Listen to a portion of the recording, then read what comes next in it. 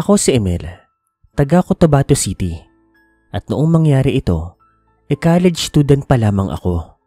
Taong 2000. Nag-aaral ako noon sa isang sikat na paaralan sa may Cotabato. At hindi talaga ako mahilig bumili ng pagkain sa labas. Sa tuwing pumapasok ako, palagi ako nagdadala ng baon. Nasanay na kasi ako magluto para sa sarili ko. O di naman kaya, luto na lang ni mama ang kinakain ko.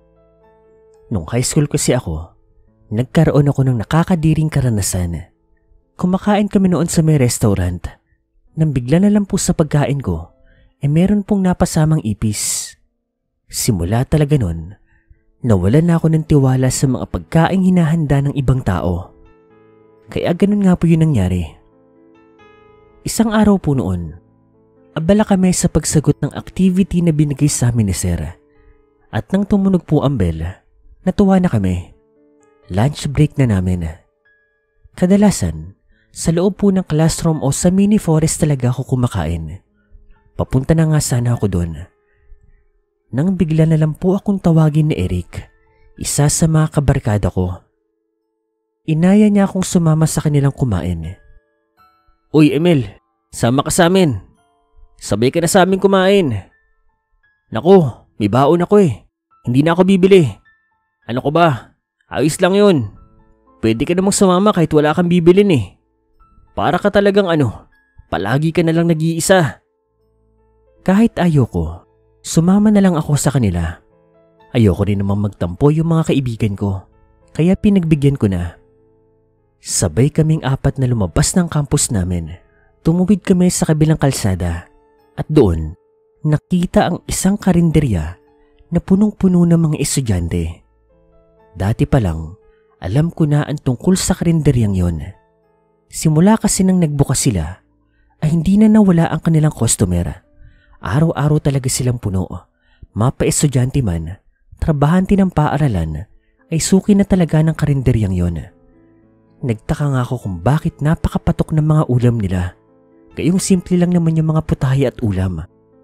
Karaniwang mga ulam na nakakain mo kung gugustuhin.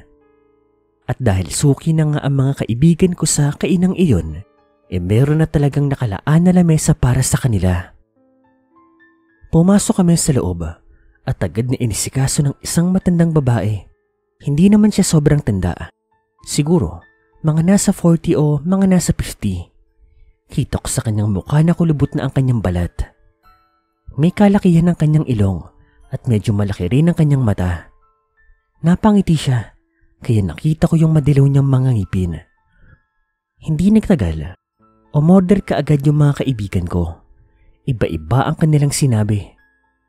Napatingin naman yung matanda sa direksyon ko at tinanong niya kung anong gusto ko. Naku, hindi na po ako bibili. May baon po ako eh. Pasensya po. Halata sa kanya na medyo dismayado siya sa pagtanggi ko. Akala ko nga, papaalisin niya ako. Pero hindi. Umalis na siya para ihinda yung mga order ng kaibigan ko. Ilang minuto rin kaming naghintay. Hanggang sa dumating na rin yung order ng tropa ko. Pagkalapag ng mga pagkain sa lamesa, ay agad na pumasok sa ilong ko yung napakabangong mga amoy nun. Sa amoy pa nga lang, masasabi mong masarap na ang mga yon. Doon, naintindihan ko na kung bakit binabalik-balikan nyo ng mga tao. Napatingin ako sa ulam na nasa harapan ko. Merong menudo, may adobo, at may sinigang na ang karne puro po baboy. Agad-agad, nagsimula na kaming kumain. Habang kumakain kami, inaya ko ng isang kaibigan ko na si Gerson para tikman yung inorder niyang menudo. Kahit amoy at mukha itong masarap, tumanggi ako.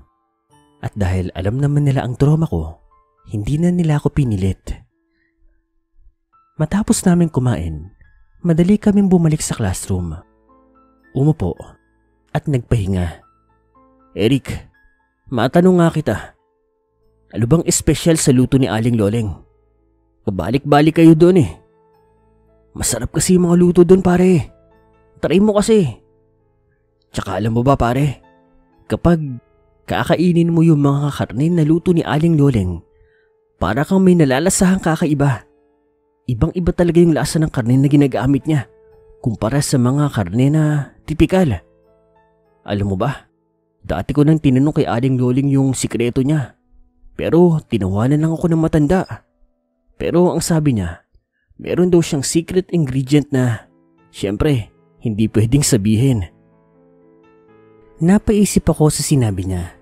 Kung sa bagay, kung ako yung negosyante, hindi ko rin naman sasabihin sa iba at baka gayahin pa nila. Sa pagpatakpo ng mga oras, hindi ko maiwasan isipin kung ano nga ba talaga yung secret ingredient ni Aling Loleng. Na-curious kasi talaga ako. Ano bang meron?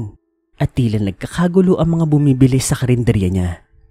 Gusto ko talaga malaman kung ano yun. Isang araw, nag-announce po yung prof namin na may exam kami. Next week daw. Nagbigay siya ng mga pointers na siyang gagawin naming basihan para sa aming pagre-review. At dahil napakarami ng dapat naming pag-aralan, madalas talaga akong napupuyat. Ayoko kasing bumagsak kaya todo ako pag-aaral. Pagkagaling ko palang eskwelahan hanggang madaling araw, naramdaman ko talaga yung pagod. Ang nangyari, hindi na ako nakakapagluto, kaya mga instant na pagkain na lamang yung kinakain ko. Mabilis tutuin, mabilis initin. Ako lang naman kasi mag-isa sa bahay namin. Nagtatrabaho kasi sa malayo si Mama at si Papa naman sumakabilang bahay na, at yung dalawa ko namang nakakatandang kapatid meron na pong mga pamilya. At yun yung dahilan kung bakit walang kahit na sino ang nag-aasikaso sa akin. Natuto akong kumilos para sa sarili ko. Isang umaga, na-late ako ng gising. Nagmadali ako noon kaya hindi na ako nakapag-almusal. Exam kasi namin ang araw na iyon. Hindi pwedeng malate. Pagkarating ko nga, saktong pumasok din yung prof namin. May dala na siyang test paper. At magsisimula na raw yung exam. Habang sinasagutan ko yung test paper ko, talagang gutom na gutom ako. Naririnig ko yung pagkulo ng tiyan ko. Tinapos ko agad yung mga exam ko. Mabilis. Pero sinigurado kong tama. At maya-maya lamang po, tumunog na po yung bell namin. Lunch time na. Sabay kaming lumabas sa mga kaibigan ko. At gaya po ng dati, doon pa rin sa karinderya ni Aling Loling sila kakain. Dala po yung aking baga. Sumabay ako sa kanila. Nang makaupo na kami sa pwesto namin, agad kong kinuha yung baon ko. At napailing na lang ako nang maalala kong wala nga pala akong dala sa araw na iyon. Masyadong malayo yung bahay ko. Hindi ako pwedeng umuwi para lang kumain. Sobrang sakit na rin ng tiyan ko sa sobrang gutom. At kaya kahit ayaw ko, napilitan akong umorder ng pagkain. Sabay kaming pumila ng mga kaibigan ko. Nagulat pa nga sila nang makitang bibili ako. At nang kami na ang nasa harap, ay isa-isa ko nang tinignan yung mga putahe. Mukha namang masasarap at malilinis yung iba. Pero ang pinili ko ay yung sisig. Matapos makapagbayad, bumalik na kami sa upuan namin. Panay na nga ang paglago ko ng lawi sa sobrang gutom ko. At maya-maya lamang, hinatid na po sa amin yung mga pagkain. Nang mailapag na po lahat, agad akong sumubo ng isang kutsarang sisig. Kadalasan talaga kapag kumakain ako ng ganoon, nilalagyan ko ng kalamansi. Pero sa oras na yun, tinamad na ako. Tsaka wala rin kasi ako napapansin na kalamansi, kaya hinayaan ko na lang.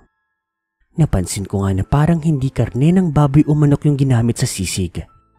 Ngunit isinawalang bahala ko na lamang. Gutom na ako eh. Nagulat ako sa lasa. Napakasarap niya kahit walang kalamansi. Sunod-sunod yung naging pagsubo ko. Hanggang sa napansin kong naubos ko na pala yung isang plato ko. Pagkatapos po namin kumain, bumalik na kami sa klase namin. At simula nang matikman ko ang luto ni Aling Loleng, ay para ko na itong hinahanap-hanap. Nawalan na ako ng ganang magluto. Umaalis na rin ako ng bahay kahit walang almusal. Bago pumasok sa eskwela, dumadaan muna ako kay Aling Loleng para kumain. Nasubukan ko na rin lahat ng ulam na hinahanda niya at ang sisig talaga ang pinakatumatak sa aking panlasa. Maging yung mga kaibigan ko, nagulat sa matinding pagbabago ko. Masaya naman sila dahil nagkakasundo kami tuwing kainan na. Naging paulit-ulit po ang takbo ng buhay ko. Uuwi ako ng bahay namin para matulog na lang. Hindi na ako kumakain sa bahay dahil namamalagi na lang talaga ako doon sa karinderyang yon. Isang araw, naging busy po kami sa school. May program kasi na gaganapin at ang department namin yung inetasan na mag-decorate sa gym. Ginabi na kami ng uwi noon, kaya nagpasya kami magkakaibigan na kumain muna bago umuwi. Gaya ng nakasanayan, doon kami sa karinderya ni Aling Loleng. Pagkarating nga namin, naabutan namin ang matanda na nagliligpit na. Agad kaming lumapit sa kanya. "Aling Loleng, baka pwede pa kaming kumain kahit saglit lang." "Nako, magsasara na ako eh. Ubus na ang mga paninda ko." Sa totoo lang po, unang beses lang ako makaramdam ng pagkadismaya nang dahil po sa pagkain. Hindi ko maipaliwanag kung bakit sobrang na-addict ako sa luto niya. Nalungkot nga din yung mga kaibigan ko sa nangyari. Aalis na nga sana kami nang bigla naman kaming tawagin ni Aling Loleng. Makakapaghintay ba kayo? Pwede ko kasi kayong ipagluto." Natuwa kami ng mga kaibigan ko. "Ano bang gusto nyong ipagluto ko sa inyo? Isang putahe lang. Pare-parehas lang kayo. Hindi na pwede mag-iba pa." Nag-usap kami ng mga kaibigan ko at napagdesisyon na namin na sisig na lang. Iniwan kami ni Aling Loleng. Nagtungo siya sa kanyang kusina. At habang naghihintay kami, amoy na amoy po namin yung napakabangong sisig na niluluto niya. Nang matapos siya, agad niya itong ibinalot sa plastic. Tapos isa-isang ibinigay sa amin. Nagpasalamat kami sa kanya at binayaran po namin siya. Tapos, kanya-kanya na po kaming uwi. Pagkarating ko po sa bahay, ay agad kong naramdaman ng pagod sa buong araw. Imbis na kumain, napagpasyahan ko munang matulog. Nilabas ko po sa bag ko yung supot ng sisig. Tapos, nilagay ko po ito sa ref. Ang plano ko, iidlip lang sana ako. Pero, nagtuloy-tuloy na po yung tulog ko. Maaga ako nagising kinabukasan. Agad ako nagtungo sa kusina para maganda na makakain. Maaga pa nun kaya may oras pa ako para mag-almusal. Naalala ko naman yung sisig ko. Kinuha ko yun sa rep. Iinitin ko. Pagbukas ko ng plastic, nagtaka ko kasi parang iba yung amoy. Tinignan ko siya pero hindi naman ito kakaiba. Hindi naman siya mukhang panis.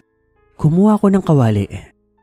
Nang maisalang na ito sa apoy, nawala yung kakaiba nitong amoy. Nilagay ko po ito sa plato. Ang sarap. Sisling sisig. Susubo na nga sana ako nang maalala ko na meron nga pala akong kalamansi sa kusina. Kinuha ko yun, hiniwa at nilagyan po ang sisig ko. Ilang segundo lang, habang hinahalo, nagimbal ako sa aking nakita. Unti-unti kasing nagbago yung itsura ng sisig. May mga uod ng gumagapang dito. Ngunit ang mas nakapagbaliktad po ng sikmura ko, meron akong nakitang daliri ng tao sa plato. Tuluyan na akong nasuka. Hindi ko akalain na ang kinakain ko pala ay isang nabubulok na laman ng tao. Agad akong umalis ng bahay. Nagpunta ako sa eskwelahan namin. Wala na akong pakialam. Ilalantad ko ang sikreto ni Aling Loleng. Ngunit pagkababa ko ng tricycle, kasalukuyang dinudumog ng napakaraming tao yung karinderya. Hindi sila nandoon para kumain, kundi para hulihin ang matanda. Naguguluhan ako sa mga nangyayari, kaya tinanong ko yung isang estudyanteng nakatayo malapit sa karinderya. At tuluyang nangilabot ang aking katawan nang malaman ko ang buong katotohanan. Ayon sa binata, kumakain daw sila nung may isang customerang sumigaw. Pinigaan na raw kasi ng kalamansi yung ulam na kinakain niya At doon, nakita nila ang totoong anyo ng pagkain. Nagkagulo ang mga taong naroon sa karinderya at doon na nga nalaman na si Aling Loling pala ay isang aswang. Ang sabi ng mga tao, dati raw ay may usap-usapan sa lugar tungkol sa aswang na nangunguha ng bangkay sa sementeryo. Akala lang lahat ay chismis lang ito. Ang hindi namin alam ay yung mga bangkay na nawawala ay siya palang kinakain na namin. Hinanap nila si Aling Loling sa buong sulok ng kanyang karinderya, pero wala ito. Tuluyang nakatakas ang matanda sa hindi malamang paraan at simula lang malaman ng kanyang sikreto, agad nang pinasara ang karinderya. Wala nang naging balita tungkol sa kanya. At dahil sa naging karanasan na iyon, mas lalo pong lumala ang trauma ko sa pagkain po sa labas. Kailanman ay hindi na talaga ako kumakain ng luto ng ibang tao.